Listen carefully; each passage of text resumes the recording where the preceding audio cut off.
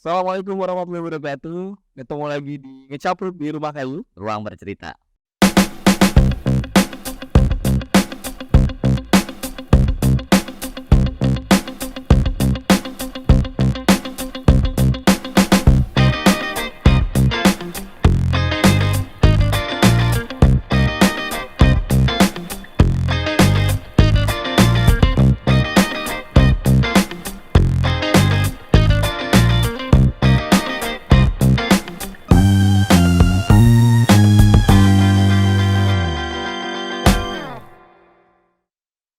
Ya, hari ini kita akan membahas suatu hal yang menarik.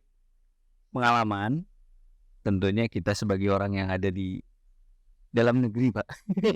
Pengalaman di negeri orang. Pengalaman di negeri orang. Gitu. Akan banyak ngobrol-ngobrol bersama Kang Hikmat tentunya sebagai tuan rumah kita. Dan kita kedatangan tamu Teh Fitri Handayani. Beliau ini penerima beasiswa LPDP S2-nya di Newcastle di Inggris. Kemudian PhD S3 di Missouri University di Amerika. Tentunya jadi menarik karena memang hidup di negara orang dan mudah ya kamu yuk. Ya, kaget juga mungkin ya. Ya culture shock lah. Kita sendiri aja nggak mudah. Kita juga kadang shock. Kalau lihat isi dompet maksudnya. Apalagi di negara Apalagi negara lain kan terus ini lewat mata wangi jauh, Bang. Lagi di negara lain nggak punya duit. Iya, duit. Kalau di negara sendiri bisa pinjam dulu 100 ya gitu. Ini negara kan nggak bisa kan $8 betul. $100 mah. itu bisa sama. Ya begitulah. Jadi kita pengen tahu-tahu lah. Ini juga menarik ya bagi teman-teman di yang pantengin channel kita. Tentunya kan memang jadi sebuah pengalaman berharga lah orang yang pernah keluar negeri gitu ya. Hidup, kuliah, bekerja, berkarir di luar negeri. Dan tentunya pasti kita perlu tahu banyak lah gitu ya tentang kehidupan di luar negeri. Nah, Teh Fitria gitu ya, sebagai orang yang pernah melalang buana Teh sejak muda gitu ya.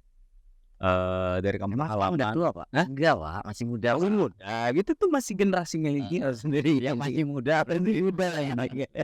Ya sejak usia remaja Bandung, dewasa kuliah di Bandung gitu kan, dari Padang ke Bandung terus melanjutkan kerja ke Jakarta terus pindah ke Eropa terus ke Amerika melalang buana ke berbagai negara di dunia gitu kan. Pengalaman apa Teh yang paling kemudian menjadi apa ya, istilahnya menarik ketika apa sih memutuskan kemudian akhirnya keluar negeri itu apa? Awalnya karena kan memang ke luar negeri, kalau di saya pengalamannya adalah saya keluar negeri karena pendidikan. Saya keluar negeri karena pendidikan. Jadi memang saat pertama kali waktu pertama kali saya pindah ke luar negeri itu tuh waktu itu karena pendidikan S2 saya di Newcastle University kan. Nah di situ hal yang kemudian yang agak sulit sebenarnya memang agak adaptasinya gitu, adaptasi makanan, adaptasi sama sistem pendidikannya berbeda, cuacanya, orang-orangnya dan lain-lain, bahasanya juga itu tuh kemudian banyak hal yang kemudian bikin culture shock juga gitu yang perlu waktu untuk bisa menyesuaikan diri gitu dengan keadaan tersebut. Gitu sih. Itu ya awalnya. Artinya proses adaptasi ya, yang terjadi. Proses adaptasi itu butuh kalau seperti saya sih proses adaptasi itu di 3 bulan pertama itu tuh udah mulai enak tuh. Tapi kalau di awal-awal itu pasti kayak agak berat gitu lah. Berat tuh merasa sendirian banget. Iya sendirian, apalagi nggak punya keluarga kan, ke sana nggak bawa keluarga, masih sendiri dan lain-lain. Jadi memang pas sampai di situ jadi yang paling terasa tuh kesepiannya yang agak susah yang perlu dihadapi gitu loh. Kesepiannya itu Karena jauh dari keluarga Dari dan keluarga. lain-lain gitu. Karena mungkin lingkungan baru ya. Lingkungan baru, bener. ya. Artinya kebiasaan-kebiasaan orang kan berbeda ya. Juga kita belum banyak kenal. Tapi kan bukannya di setiap negara itu ada semacam komunitas orang Indonesia.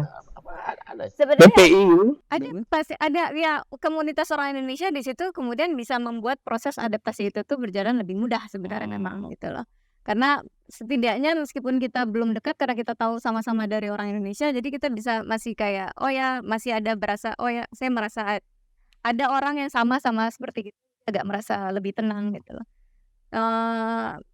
Tapi tetap aja tetap masih ada rasa kesepian tuh masih ada gitu, karena kan misalnya kayak support system kita misalnya di Indonesia, tapi di luar di apa namanya, di negara itu meskipun ada orang Indonesia belum tentu bisa dekat juga sama kita kan kadang-kadang. Ya karena di Indonesia juga macam-macam ya. Di Indonesia Belum pun tentu macam-macam. juga pemakan rendang yang pasti. Ya kan? Walaupun Pemakan sama orang Indonesia belum tentu juga kita bisa dekat juga kan ya, kadang-kadang. karena perbedaan macam-macam ya. Tapi Tapi memang culture shock itu rata-rata terjadi Rata-rata terjadi di Hampir semua orang yang pertama kali datang ke luar negeri pasti Udah culture shock. pertama kali juga, kadang jadi gini, karena saya kan pernah di S2 di Inggris, ketika kemudian dapat S3 di Amerika tuh kemudian berpikir, "Oh kayaknya nggak ada lah culture shock itu lagi," karena saya udah pernah Ke luar kuliah negeri. di Inggris dulu sebelumnya gitu, jadi nggak akan jadi masalah gitu. Tapi pas sampai ke Amerika itu tuh culture shock itu terjadi lagi gitu loh. Jadi kayak Kayak gimana sih culture shock-nya? culture shock-nya tuh lebih kayak apa ya? Kebiasaannya kan berubah kan jadinya kan. Di Indonesia misalnya apa namanya, kondisinya apa namanya, bisa kemana-mana sendirian, transportasi massanya bagus dan lain-lain gitu. Kemudian tinggal di Amerika di kota kecil yang transportasi massanya jelek, itu kan jadi bikin apa namanya, habit kita terganggu gitu loh. Banyak habit-habit yang kemudian berubah. Saya kayak cari makan yang biasanya cari makanan gampang di Indonesia, kemudian di situ jadi susah gitu.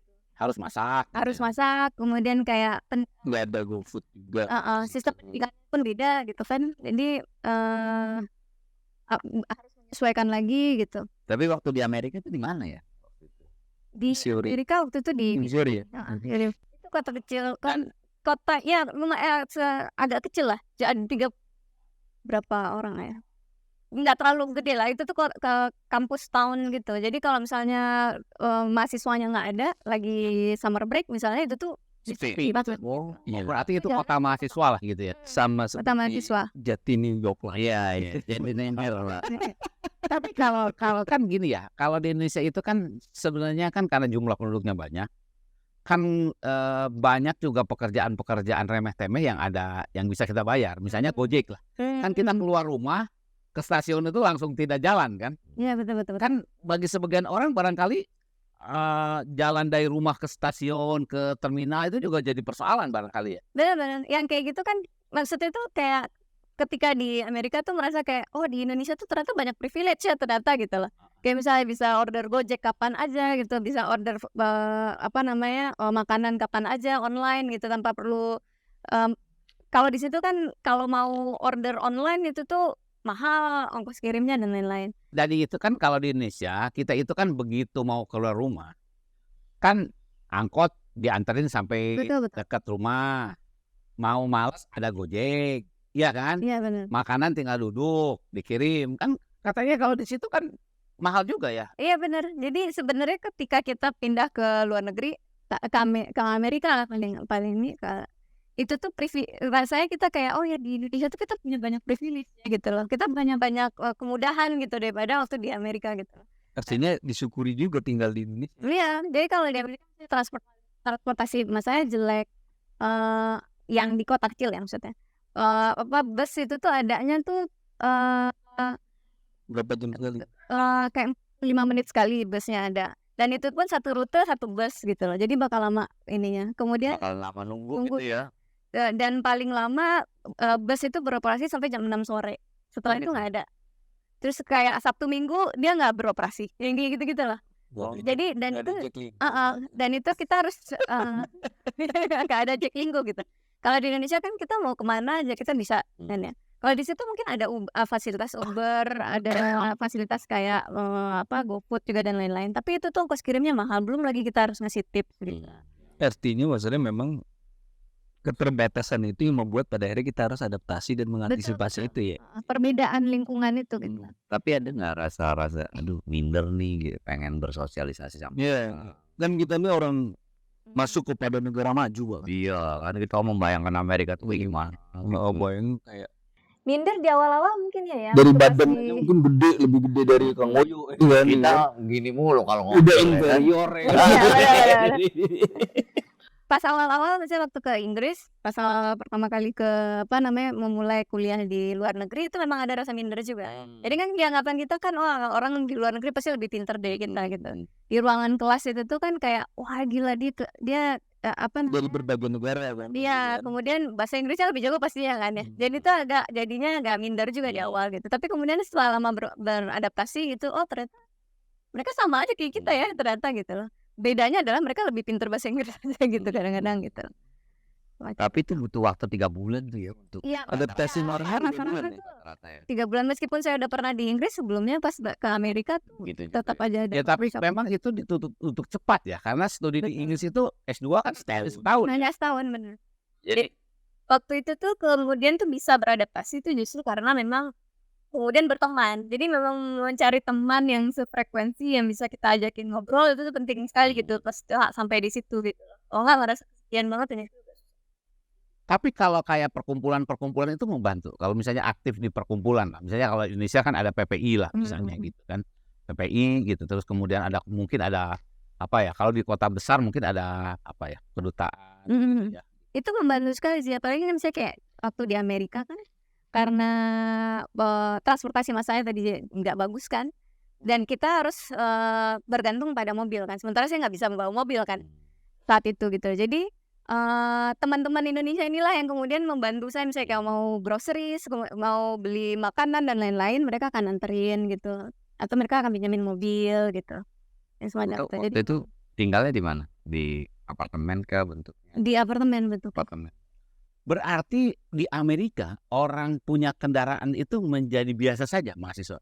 Iya, jadi di Amerika tuh memang bangunannya tuh Bisa sangat memang car transportasi dependent. car dependent.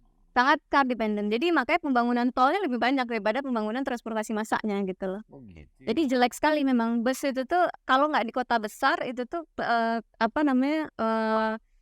sistem busnya tuh jelek sekali gitu loh. Jadi mereka kemana-mana ya pakai mobil itu. Kayaknya kalau nggak bisa bawa mobil nih buat Udah lah nggak bisa kemana-mana. buat teman-teman yang mau pindah ke Amerika itu udah nggak bisa kemana-mana. Dan pembangunan di Amerika tuh dia punya klaster-klaster sendiri gitu loh. Jadi kayak di klaster ini pemukiman semua, nanti jauh baru tuh klaster bisnis gitu loh. Jadi untuk beli groceries, beli makanan dan segala macam itu tuh perlu jarak yang sangat jauh.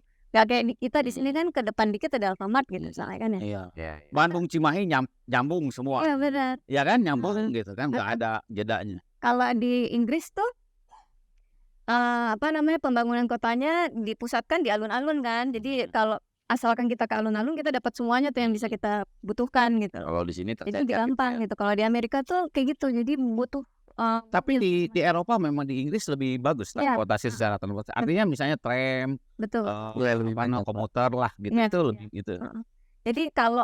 Jadi ada plus and minusnya sebenarnya tinggal di Amerika dan Inggris waktu itu. Kalau di Inggris tuh semuanya enak, transportasinya enak, tempatnya bagus dan segala macam. Tapi mungkin orang-orangnya mungkin agak lebih kaku gitu lah.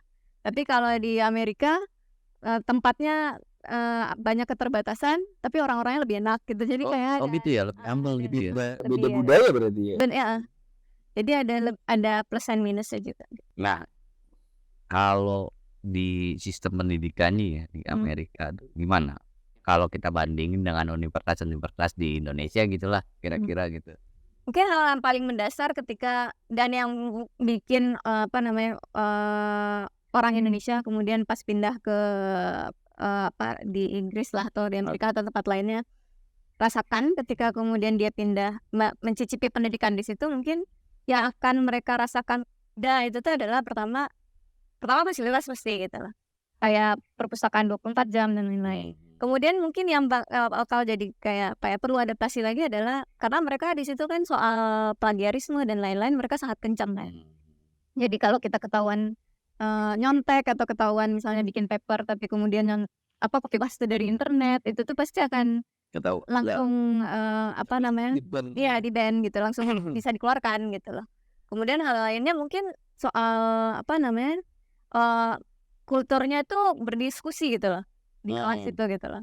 Jadi interaktif gitu loh. Dosen dan murid tuh interaktif berdiskusi gitu. Jadi kalau di Kalau Indonesia di kan Indonesia kan enggak gitu. Ada pertanyaan. Ini mau apa ya? Cukup paham nih. Biasanya ketika dosennya apa menjelaskan, kita juga ikut ribut, Pak. kemudian apa namanya hubungan antara dosen dan mahasiswanya juga akan berasa berbeda kan. Jadi kalau di satu mungkin lebih Egaliter gitu ya. egaliter dan lain-lain gitu. Kita bisa mengkritik dosen kapan aja segala macam. Kalau di sini kan agak beda gitu. Karena mungkin dulu itu ada semacam revolusi pendidikan. Ada ya. Iya benar. Katanya kalau zaman di Indonesia itu tahapnya masih dosen itu ngasih tahu ke mahasiswa. Monolog. Ya kan? Iya, monolog. Jadi ngasih tahu ke mahasiswa dianggap tidak tahu, dosen dianggap lebih tahu gitu, sehingga yang adanya searah. Iya kan? Iya, Kan betul. pada atas selanjutnya adalah Dialog. kita sama-sama tahu, mari berdiskusi. Barangkali gitu ya. Iya, kalau sekarang di Indonesia pun sebenarnya udah mulai kesana Udah mulai. sebenarnya. Di universitas Indonesia gitu. Itu sebenarnya udah mulai ke situ juga, mengarah ke sana gitu. Sekarang kan kurikulumnya kan sekarang udah lebih kayak outcome based education gitu. Udah lebih kayak student centered education learning gitu loh. Jadi memang makin ke sini dosen itu tuh diarahkan sebagai fasilitator aja sekarang gitu loh. Bukan lagi jadi Bukan dianggap serba iya benar, nggak satu arah lagi, memang ke arah ke sini arahnya ke sana gitu. Karena mungkin informasinya sudah tersebar di mana saja ya. Betul. Ya kalau dulu kan zaman saya kuliah gitu, dosen itu hanya semalam lebih tahu dari kita. Saya Iya. ya kan ada cerita begitu. Dia lebih tahu karena baca bukunya duluan. Kita baca bukunya belakangan gitu. Tapi kalau misalnya ketika kita belajar gitu ya, misalnya kan dengan proses seperti itu, apakah juga penilaiannya juga lebih terbuka? Penilaiannya lebih terbuka. Jadi kalau di situ ini menarik juga sih, dan itu saya praktekkan juga waktu jadi dosen di Indonesia. Jadi benar-benar dari awal tuh mereka kasih tahu apa yang kita apa yang perlu kita nantikan dari perkuliahan mereka ini gitu. Jadi dia akan ngasih tahu informasi tentang perkuliahan dari awal sampai akhir. Jadi ini learning outcomes-nya apa. Kemudian dia akan kasih tahu per minggunya kita akan belajar apa, Prosesinya gitu buku-bukunya ya. apa aja. Kemudian nanti bahkan di awal itu tuh mereka udah ngasih tahu nanti ujian midterm-nya apa, final exam-nya apa. Jadi kita bisa persiapin Dari jauh-jauh hari ya. jauh hari. Semacam itu. Jadi deadline-nya kapan dan lain-lain itu tuh udah dikasih tahu semuanya. Terus kemudian rubrik penilaian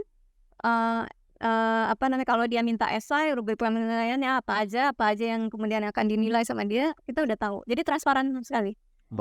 Termasuk kategori penilaiannya ya. Kategori penilaian. Kemudian kalau kita tidak suka sama nilai kita bisa minta Bisa banding gitu. banding. Satu hal di Amerika tuh menarik adalah kita bisa menego dosen. Maksudnya gimana? Jadi kalau misalnya kita dapat C nih misalnya, kemudian kita bisa diskusikan ke dosen. Kenapa mendapat C? Iya, kita Dapat rating mendapat C gitu loh. Dan kemudian kita bisa bilang, atau kita malah bisa bilang gini, Pak, bisa nggak kasih saya tambah Alasan. Tugas gitu ya. apa, jadi saya bisa dapat B gitu atau A gitu, semacam itu kita bisa. Oh bisa ya tuh. Jadi emang kalau di Amerika tuh ada berbeda, memang nggak sama Inggris, tapi di Amerika tuh kita bisa Agak lebih negosiasi. terbuka dan Uh-uh. negotiate gitu ya. Betul. Jadi kita bisa minta tugas tambahan kah, atau misalnya minta extension kalau misalnya kayak deadline-nya tanggal 1 April misalnya, tapi kemudian kita minta extension karena secara mental ataupun fisik kita nggak mampu untuk menyelesaikan di saat deadline itu, kita bisa minta waktu lebih banyak untuk ngerjain tugas itu gitu. Itu Tapi dimungkinkan. kalau lihat kayak gitu kan seolah-olah objektif ya, sangat objektif gitu ya. Ada tahapan apa misalnya penilaiannya ini aja, rute belajarnya apa aja gitu. Tapi ada nggak mungkin nggak misalkan faktor like and dislike itu pernah terjadi gitu, misalkan ada satu dosen dalam satu diskusi kita akhirnya berdebat, kemudian si dosen itu terpojok, kemudian dia nggak suka sama ininya yang kemudian berdampak ke Nilai ada nggak? Sepengalaman saya sih waktu di kuliah sih nggak pernah ya. Nggak ada ya. Kencang apapun kita berdebat, mereka nggak pernah ngambil hati gitu. Nggak Iya. baperan lah ya. Iya, tapi saya nggak tahu pengalaman orang lain mungkin ada semacam itu. Tapi sejauh ini yang saya hadapin dosen-dosen baik di Inggris maupun di Amerika itu tuh sama. Mereka ya semua itu jadi di kelas sampai kelas setelah itu ya nggak masalah. Dan mereka akan tetap kasih kita grade yang objektif. Justru mereka senang kalau kita banyak tanya gitu dan kritis. Tapi kalau misalnya di kelas gitu ya, perkuliahan di kelas itu polanya apa? Si dosen itu hanya membuat wacana aja kemudian berdiskusi muter atau memang hidup aja dengan otomatis alamiah aja gitu. Sebenarnya metodenya macam-macam sih dan kadang-kadang tergantung dosen juga. Kalau misalnya itu karena saya di bidang sosial kan ya, jadi lebih banyak memang diskusi polanya gitu. Polanya diskusi. Jadi nggak ada tuh yang misalnya kayak eksamnya, ujiannya ABCD itu nggak ada gitu loh. Kebanyakan esai lah ya. Artinya Kebanyakan esai atau mahasiswanya diskusi. juga dituntut untuk banyak baca jurnal dan sebagainya Betul. sebelum masuk ke kelas gitu. Betul. Terutama apalagi kalau di PhD ya. PhD itu ada kewajiban untuk baca jurnal tuh paling enggak tuh 10 jurnal dalam seminggu gitu misalnya. Yo gitu ya, ada itu ya. Ada itu gitu. 10 jurnal loh. Tapi ngecek itu Pak. Bu. Kenapa?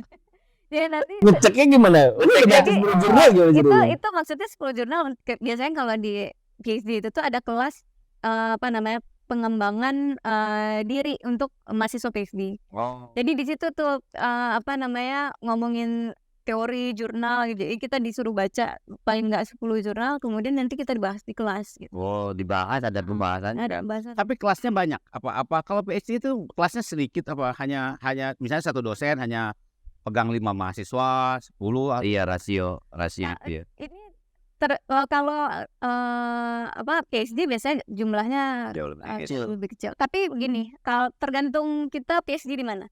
Kalau di Amerika itu tuh yang mahasiswa PhD ada kewajiban untuk ngambil kelas 2 tahun. Jadi selama 2 tahun itu tuh dia seperti biasanya. Oh, ngikut ke kelas lain Di gitu. kelas lain gitu. Ada kelas yang khusus untuk PhD, tapi ada juga kelas yang kita campur sama mahasiswa S2 gitu loh.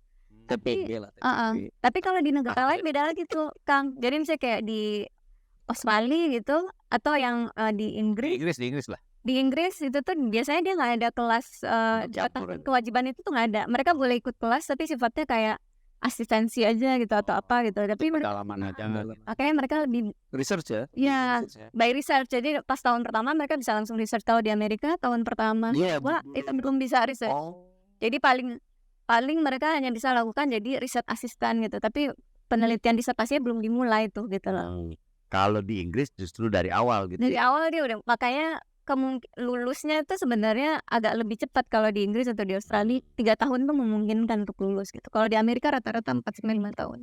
Karena ada kewajiban 2 tahun itulah ya. Kewajiban 2 tahun itu. Iya. Tapi kelasnya itu kelas besar berarti. Kalau yang gabungan sama Mahasiswa S2 biasanya gede tuh kelasnya. Ratusan lah gitu misalnya. Nggak sampai sih. Kalau biasanya kelas postgraduate itu tuh kecil-kecil sih. Paling 30 paling banyak gitu, 50 paling banyak gitu. Dan itu tidak sistem absen. Pokoknya hadir aja gitu. Absen ya tetap dia Absen kasih ada requirement juga absen misalnya kayak 80% kehadiran itu pasti ada juga. Dan kalau kita mau mau absen kita izin kita harus kasih tahu by system gitu ya. Ada juga. Itu tetap sebagai salah satu syarat kelulusan di mata kuliah itu gitu. Tapi ketika misalnya ya kan sekarang kan generasi itu ada rekaman nggak sih sebenarnya kalau misalnya habis kuliah ada rekamannya sehingga kalau kita tidak paham kita bisa mendengar ulang bisa apa gitu. Kalau di situ ada sih. Jadi kalau waktu di Inggris kan saya tahun 2014 2015 ya. Belum ya. Rekaman itu tuh cuman beberapa kelas aja yang ada. Tapi pas di Amerika kan itu 2019 kemudian 2020 tuh COVID. Nah itu tuh mulai itu kan semuanya kan hybrid kan. Jadi semuanya ke record. Jadi kita bisa ngulang dari situ. Tapi biasanya kalau waktu di Inggris itu tuh yang saya lakukan karena kan kadang-kadang ada yang menarik yang disampaikan dosen kemudian kita lupa kan. Kadang-kadang tuh saya akan minta izin ke dosennya nanya ini kelas boleh saya record nggak gitu loh. Jadi kita harus izin dulu biasanya. Tergantung dosennya sih. Kadang-kadang dia akan ngomong di awal, kalian boleh nge-record kelas ini, tapi izin dulu gitu. Kadang-kadang ada kayak gitu. Oh, tapi itu sifatnya mandiri ya, Kalau maksudnya. dulu ya, kalau di tahun 2014 itu. Sementara 2019 udah Iya, otomatis udah by otomatis. system ya. By system. Iya, dunia berubah lah. Iya benar. Cara belajar juga 5 berubah. tahun kan 2014 sama 2019 ya. Ya kan berdasarkan pengalaman kan gini teh. Kan kalau tahu kan Indonesia PhD-nya cepet ya. 2 tahun 10 bulan. Cepat sekali ya. Cepet sekali Pak. Itu kan 2 tahun belajar tadi kan di kelas ya kan. Terus PhD 9 bulan. 10 bulan Pak. Iya kan? Riset area kurang dari itu. Iya kan kurang dari itu 10 bulan riset terus kemudian wisuda PhD lah gitu. Itu triknya gimana? Nah itu gimana ya saat ini kan normalnya aja kan. 4 tahun aja udah muntah Pak gitu kan. Stres pasti Memang gitu Bapak kan. sudah PSD. Kan belum muntah berarti Bapak. Kayak waktu makan di tempat apa PhD ya, Pak. Oke. itu PhD gitu.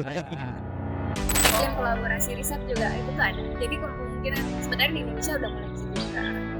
Kalau mau kolaborasi riset itu kemungkinan mereka untuk menghasilkan banyak riset dalam pun itu ada beberapa riset yang dilakukan karena memang bareng-bareng. Kompensasinya adalah kita jadi riset asisten atau teaching assistant di situ yang Oh, kita gitu ya. bayar. Jadi itu yang bayaran kita, living allowance kita dari bayaran kita sebagai riset asisten dan jalan. Oh, dibayar, Pak. Bayar. Kalau mau menguasai sebuah negara harus dibikin rakyatnya bodoh, jadi gampang dibodohi.